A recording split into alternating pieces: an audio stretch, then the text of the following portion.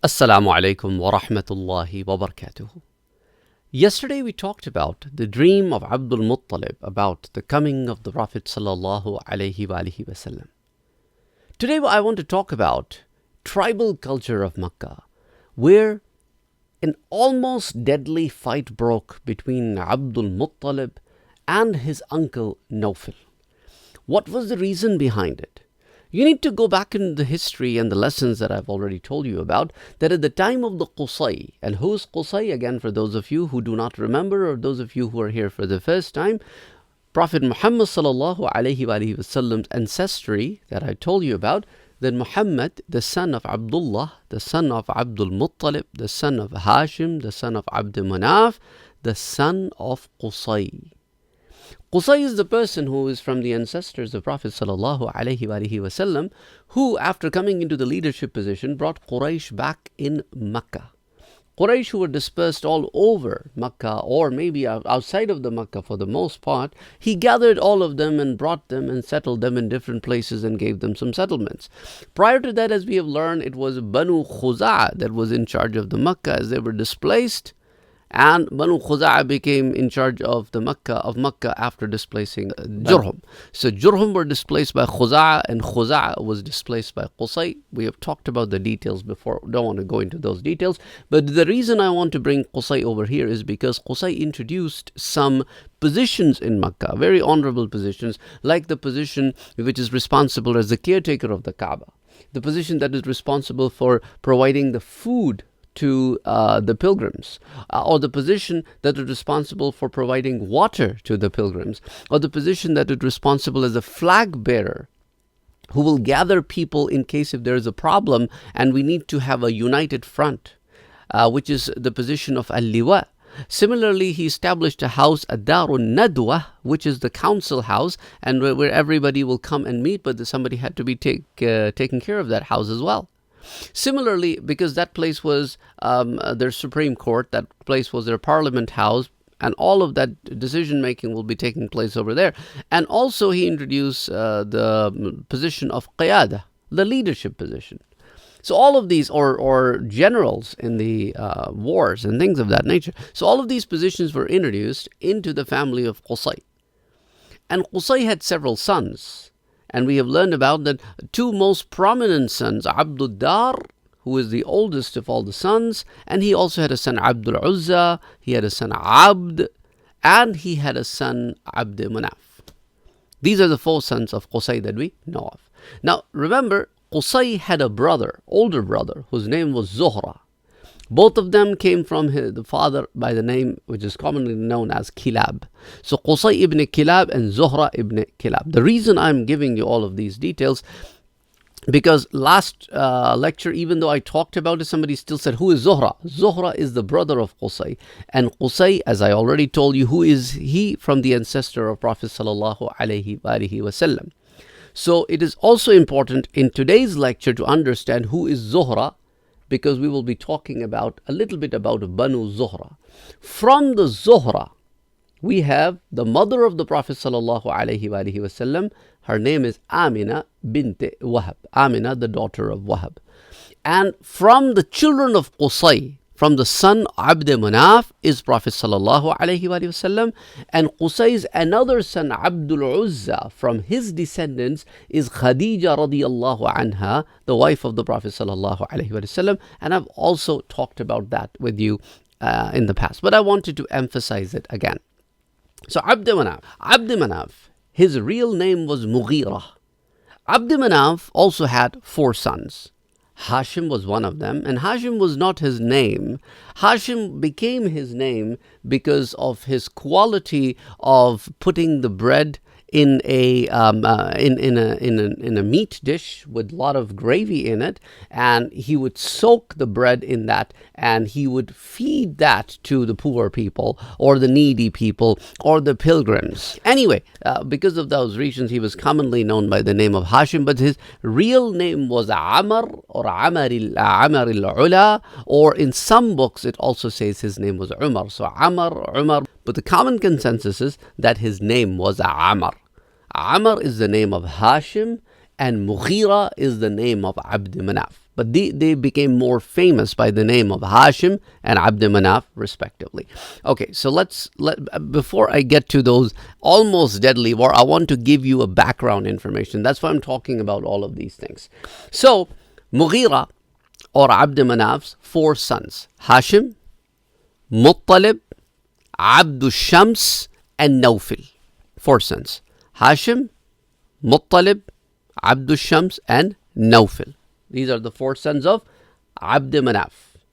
Now, in his lifetime, in the lifetime of Abd Manaf and his brother Abdul Dar, they together took care of the 5-6 different positions created by their father. But after the passing away of Abd Manaf and Abdul Dar, the sons of Abd Manaf were more active than the sons of Abdul Dar. So the sons of Abd Manaf were of the viewpoint that since we are more active in these 5-6 positions, we should be the one who should get more share. But looks like we are working hard, but all the positions are with the sons of Abd Dar. It is not fair. Either it should be distributed fairly or we should be given the positions because we are working so hard for it. So in order to gain the momentum and in order to gain the support of the other tribes, what they did, they took a little bowl and filled it with a perfumed water and put it out in near Kaaba and said that anybody who wants to support us should put their hands in this bowl and show their support to us. So certain tribes like Banu Abd Manaf, Banu Zuhra, I already told you who is Zuhra, Banu Asad, similarly Banu Taym ibn Murrah, similarly Banu Harith, and Banu Fahr. These tribes, they showed their support for the sons of Abd Manaf.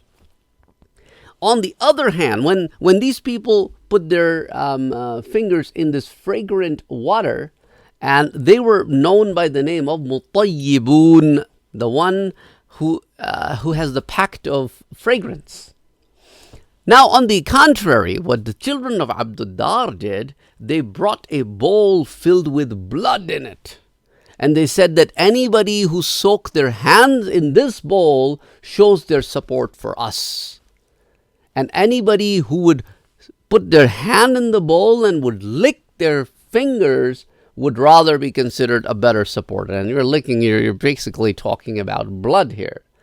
So anyway, these people who supported Banu Abdul Dar were called the La'iqatut Dam, the one who lick the blood. And who are these tribe? The tribe of Banu Makhzum. That's the tribe later on from where Abu Jahl comes. Banu Saham, Banu Jamh, Banu Adi bin Ka'b. These were the supporters of Abdul Dar, Banu Abdul Dar, the children of Abdul Dar. So now what happened, when people realized that this is causing a lot of rift, and the children of Qusay, or the grandchildren of Qusay, this would probably cause maybe a bloodshed among the Quraysh. So they said, let's sit together in Darun Nadwa and let's come to some consensus based on the efforts that you guys have made. So what they decided to do, that the children of Abd Manaf will get the following positions. They will be responsible for taking care of the pilgrims when they come for Hajj especially. So providing them with food, providing them with drinks, the caretaking of them, and the whole of the Hajj process, they will get that position. On top of that, they also will get the position of providing water for the pilgrims. And this is before the Zamzam was found. Remember that. Zamzam was found at the time of Abdul Muttalib. We are talking the time of the father of Abdul Muttalib. This is the time of Hashim. Now, also, the leadership position, and during the war, the general position, that will also be among the children of Abd Manaf. And as far as Abdul Dar is concerned, they will get to be the caretaker of Kaaba itself. they will be the holders of the keys to the door of the Kaaba. They will have that control, that kind of control over Kaaba and all its things and all its management and everything. On top of that, they will also have the house of Liwa with them, which is the flag bearer. That means if you want to gather all the tribes and have the common front so that everybody is gathered on the common page and on the same page and they're working towards the same cause, they would have to make all those efforts to make sure that people are. So one of the things that Arabs used to do back in those days, that they will put a flag in the middle of the land, an open land, and that flag itself was an indicator that the people should gather over here so that they can talk to them about why they want people to gather over here. And as far as Darun Nadwa is concerned, the sixth place, that will be a shared duty between the children of Abdul Dar and the children of Abd Manaf. So this went on as a shared commodity moving forward. And then among the children of Abd Manaf, this was also distributed such that the son Abdul Shams, he got the qayada, means you will have the position of being the general, or you will have the position of leadership in that regard, that whenever we go out on the war, the generals and the leaders will come from your children. So that's why after Abdul Shams bin Abd Manaf, the position went out to his son Umayyah. And what happened to Umayyah, we'll also talk about that maybe next time, that when Umayyah wanted to fight his uncle Hashim, we'll talk about that as well. This is crazy tribal stories. And after Umayyah, the position went on to his son Harb. And after Harb, the position went on to his son Abu Sufyan.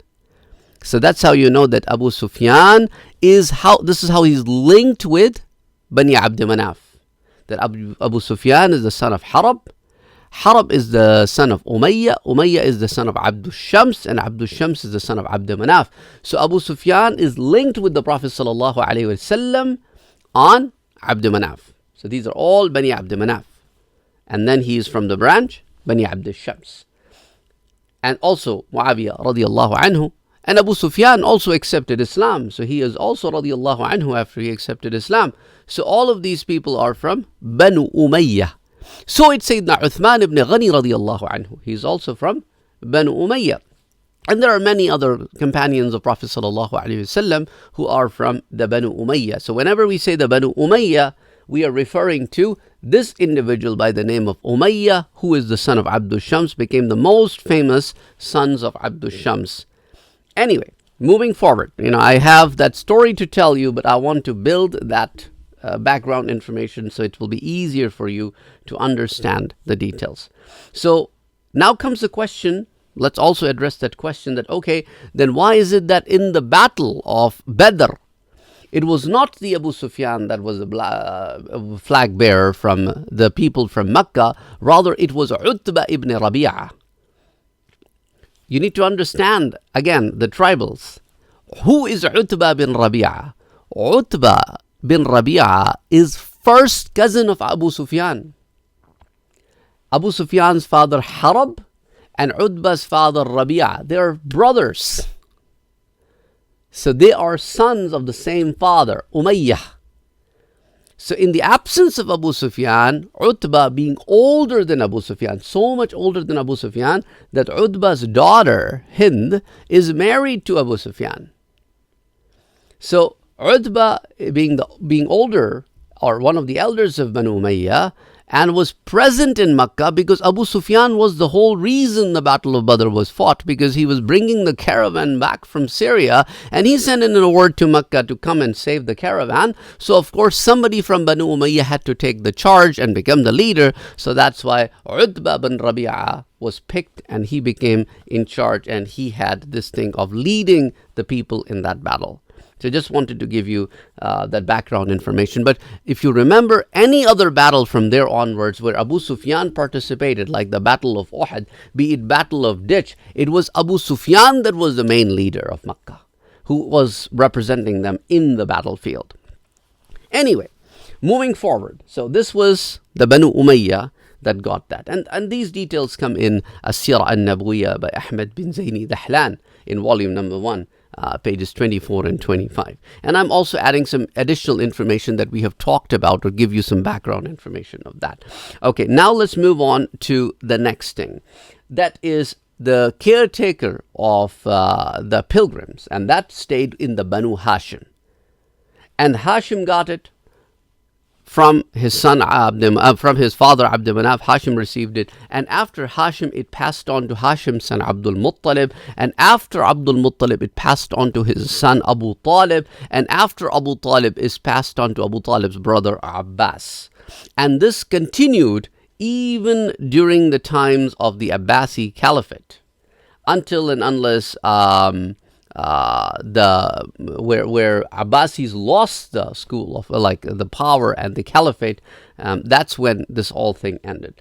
And as far as water is concerned, providing for, water to the pilgrims, that also went to the children of Hashim. And from Hashim, it went to his brother Muttalib, because Hashim passed away, and Muttalib, being the younger brother of Hashim, he took charge of the school. And when Abdul Muttalib came back to Makkah, we talked about that already. And if you haven't, then go back and listen to that, how Abdul Muttalib, who was born in Medina, came back to Makkah. So Muttalib became in charge of this. And then after Muttalib, Abdul Muttalib became in charge of it. And that's where the problem started. Remember the sons of Abd Manaf. We have Hashim, we have Abdul Shams, we have Muttalib, and we have Nawfil. So Muttalib passes away, Hashim also passes away, and then Abdul Shams also passes away. So the only son of Abd Manaf left is Nawfil.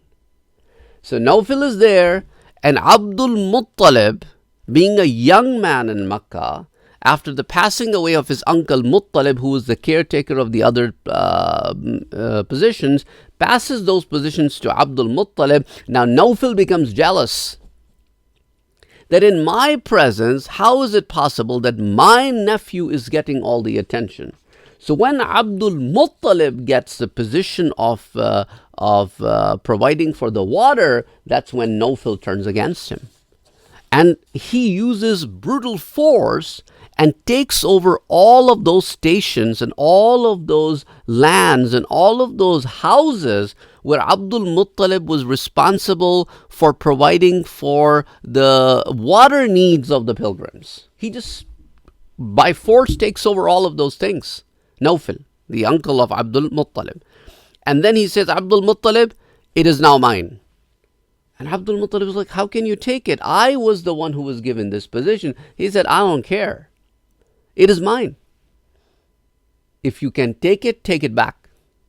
So Abdul Muttalib at that time started calling the elders of the Quraysh, especially from Bani Abd Manaf. He started calling people from Bani Abdiddar and all the other people. And all the branches of Quraysh said, well, it is between you and your uncle. We're not going to come in your way. It's your family matter. It is not between two tribes. Why don't you settle it yourself? And Abdul Muttalib felt that he didn't have much help. So when he was completely shut from all directions, he wrote letter to Medina in Yathrib to his maternal uncle, his mother's brother. What was the name of Abdul Muttalib's mother? Salma. So Salma's brother Abu Sa'd, he wrote letter to Abu Sa'd bin Adi An-Najjar. He was from the An-Najjar branch of Khazraj. When Abu Sa'd read the letter, he started crying. That my beloved nephew is in this kind of a situation in Mecca, that he has lost his honor and nobody is there to help him. So what he did, he put together a small force of 80 horse riders, 80. That was a big deal back then. 80 horse riders. He's not going on war against Quraysh, but only one household of Quraysh, which is Nawfil. And 80 horse rider is a big deal against one household. So he prepared a small army of 80 horse riders, and he comes near Mecca. And he camps out in the place of Abtah, in the valley of Mecca. And at that time, when Abdul Muttalib comes to know that his maternal uncle is in Mecca, he goes to him and said, Al-manzilu ya khal, please come and stay with me in my house. And he said, Abu Sa'ad, La wallahi, I will not do that, hatta alqa Nawfalan, until and unless I meet with Nawfil. So Abdul Muttalib said, I will tell you where he's sitting. He's sitting with the elders of Quraysh in Darun Nadwa and making decisions. And look what he has done to us. After that, he dared to make decisions. And Abu Sa'ad said, you don't worry about it. And Abu Sa'ad went into where Nawfil was sitting with the mashayikh, with the elders of the Quraysh, and he enters in the presence of Nawfil. And Nawfil knew Abu Sa'ad, of course, and he said, Ya Aba Sa'ad, an'im sabahan. This was their assalamu alaikum at that time. An'im sabahan. Good morning. May you have a great day. Welcome. Come. And Abu Sa'ad's response was, La an'am Allahu laka sabahan. Wallahi, by God, may the morning not be good. So that was a way of saying, I am not happy with you. I'm not going to greet you with these words. And then after saying that, Abu Sa'ad took the sword out of the seat and pulled it high and said, listen to me, Nawfal. If you do not return what belongs to Abdul Muttalib, then it will be my sword and it's going to be your neck. You will not live to see the next minute. And Nawfil, being a scared person, is a coward, he's like, I will give everything back to Abdul Muttalib. Please put your sword away. And he put his sword away. And he said, listen to me, Ya Quraysh. If Nawfil does this kind of an injustice to my nephew, Abdul Muttalib, I will be back with more brutal force. I have my men camped out there, and there are 80 of them, and they will not leave a single one of the Nawfil supporters alive. And then Nawfil and the people of Quraysh, they said, we bear witness that nothing unjust will happen to Abdul Muttalib and things will be returned back to him. And that's when he said, I will now go back. After this, Nawfil wanted to seek some help within Quraysh so that he's not alone next time. So he started going to the children of Abdul Shams, because he knew that Umayyah, during the times of Hashim, and Hashim is no more at this time, had this rift against the children of Abdul Shams, somehow developed this rift against their own uncle Hashim. So he said, well, this Abdul Muttalib is also the son of Hashim, so I will go to somebody who is not on good terms with Hashim, which is Abdul Muttalib's father. So he created this pact with the children of Abdul Shams that if anything like this would ever happen, then you will be with me. We will talk a little bit more about next time about what happened between Umayyah and Hashim. But this caretaking of the water for the pilgrims, that came back to Abdul Muttalib, and then was after Abdul Muttalib passed away, it went to Abu Talib. Now, at one point in time, Abu Talib had needed some money to spend in the management of providing water for the pilgrims, and he didn't have enough money. So he borrowed 10,000 coins from his brother Abbas, and he said, I will return you in a year. And he was unable to return that in a year, so he said, since I was not able to return this in a year, and there was no pressure from Abbas, radiallahu anhu, so Abu Talib said, how about I give this honor of taking care of the pilgrims to you, because you have means of doing it, and I don't. And this is also mentioned in As-Sirah An-Nabawiyya by Zaini Dahlan in volume number 1, pages 25 and 26. And this is how it went from Abu Talib to Abbas as becoming the caretaker of the water. So this was almost somewhat a deadly fight that happened between Abdul Muttalib and his uncle Nawfil. And you have to understand the tribal mindset. And also I wanted you to understand how these ancestors of the Prophet ﷺ and the other Quraysh are, and the things that happened in the pre-Islamic era. And the reason I'm sometimes going back, because some of you would be like, oh, you already talked about it, because to a lot of people who are listening, they're not familiar with the names, they're not familiar with the details. So hopefully with the repetition, things will become a little bit more common and you'll be able to recall some of these details. And as I mentioned during this lecture, that for more details, you can always go back and listen to those lectures in the playlist called the Pre-Islamic Arabia, and that's where we have talked about. And then you can scroll through, and whichever ones you want to listen to, you can listen to those. Please don't forget to like, share, and subscribe to our channel. Inshallah, we will come back to you with more stories from the pre-Islamic era, and we will continue with our research on the Indian and the Sindhi tribes settled in Arabia and what commodities were shared. But since we are talking about this, I thought we will continue with this story from the pre-Islamic era and the family of the Prophet ﷺ and give you a little bit more insight into that. Well, Assalamu alaikum.